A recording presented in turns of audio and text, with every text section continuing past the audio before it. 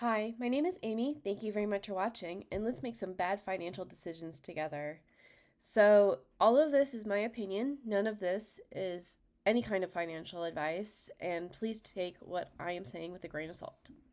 So, I really want to get back to ULTY. I am an ULTY apologist. I really do like this fund, although I am not saying that it's a good investment.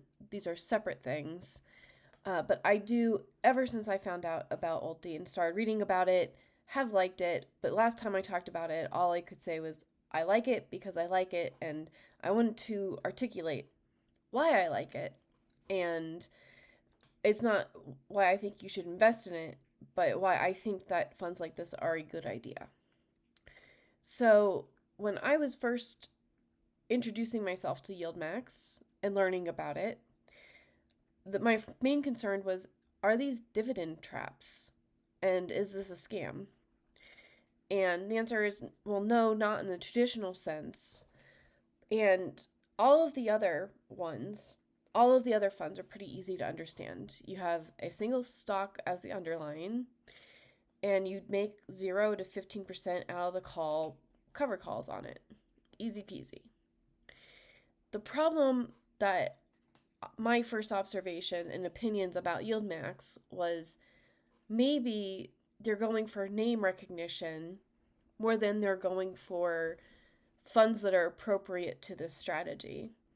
Like, I've heard of Apple, I've heard of Tesla, I've heard of Facebook. And I mean, there's other ones I hadn't heard of, like MicroStrategies. But then I looked at the yield, and it was at $30, and it was yielding over 100%, and that was an easy yes for me. So I had to read ULTY, the prospectus, and through this fund a few times to understand what it was.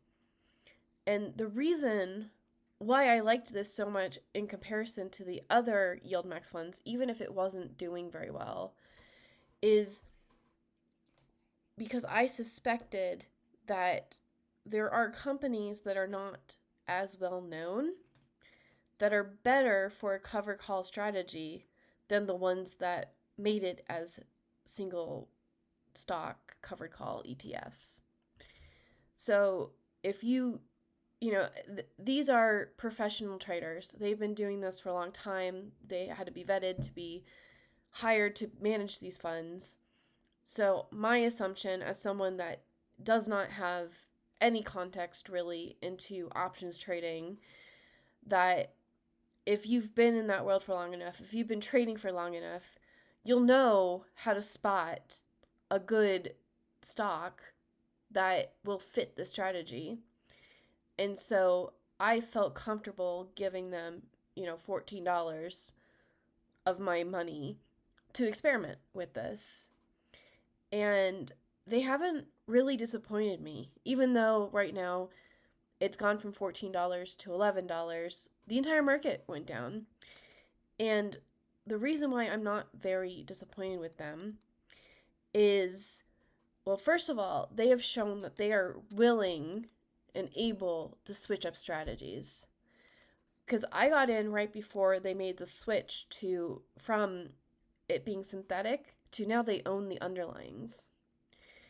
They also, over time, they've introduced more holdings that are in the bigger funds that they've shown that they can get a stable amount of income from it. So like they've made changes to try to stop the bleeding, and also they're really going to benefit from the cover call spreads, I believe. And over the month, since because they changed their holdings weekly, so I have been checking back and looking at, like, what are they investing in? Because there's nothing in the prospectus that forces them to stay in the technology sector or the health sector or finance sector. Like, they're not limited. It's just, what do they feel like will give us the most money? And I do think that we're all discovering that it's not just volatility. And it's how within that volatility, like if it goes up and down within a band, that's good. But for example, Tesla goes way down and then it shoots right back up. And it's difficult because with the covered call strategy, you get capped real quick, and then you don't make the gains back, and it doesn't recover. And so Tesla is another one where people are hopeful that the credit spreads are going to help with the recovery and not getting capped so hard. But I have actually really liked looking at their holdings. Like, what do they want to be associated with? And I was pretty happy in the past. They've invested in solar panels and renewable energy, in his and hers healthcare, in Elf Beauty, in Datadog.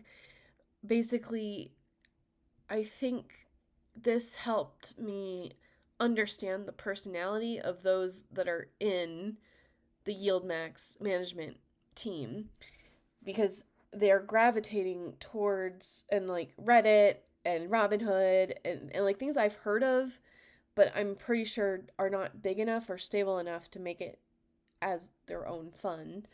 So I think out of all of the holdings that I've ever seen from them, Calumet is the only one that I don't like, because I would personally like to stay away from fossil fuel as much as possible. But they changed their holdings out weekly, and I really liked it when they had the triple Q in here.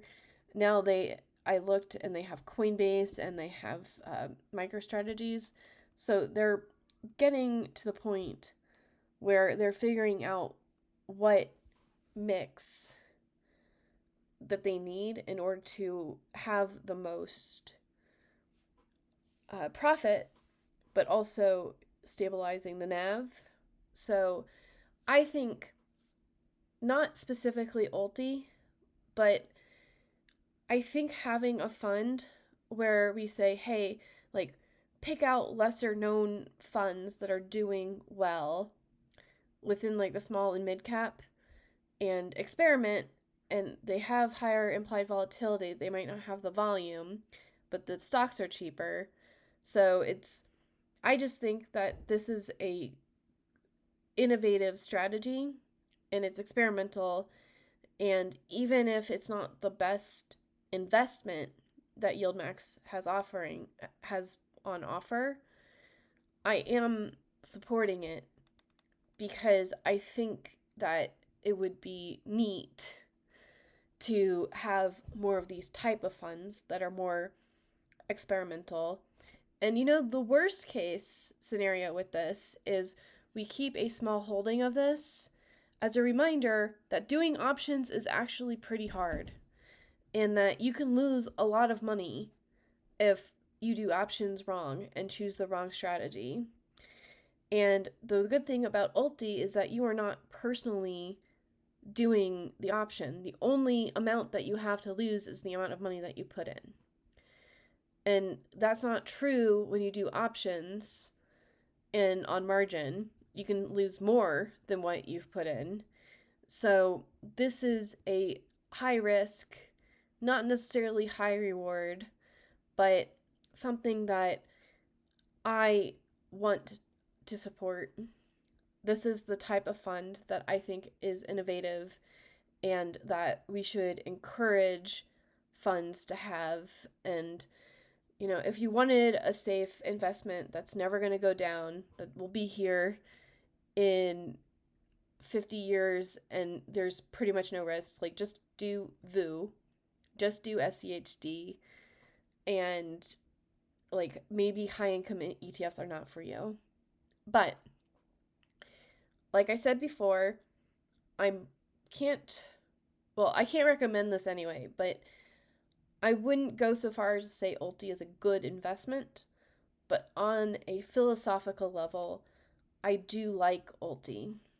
And so I am supportive. I think that when people use the inception date for ULTY and they don't take into account any of the new strategies, that is unfair to ULTY, and so I will feel the need to defend it. And I think in the future, if I go to compare ULTY to anything, I will use October 1st, because like now it's on the third week of the distribution schedule. It is using covered call spreads. It is owning the underlying, and they've introduced more bigger and stabler funds that they have figured out how to make money on. So I'm hopeful for the future for ULTY. Anyways, this is bad financial decisions, and hopefully you enjoyed this. Are you an ULTY? Do you like ULTY? And will you be investing in ULTY in the future? I will talk to you later. Bye.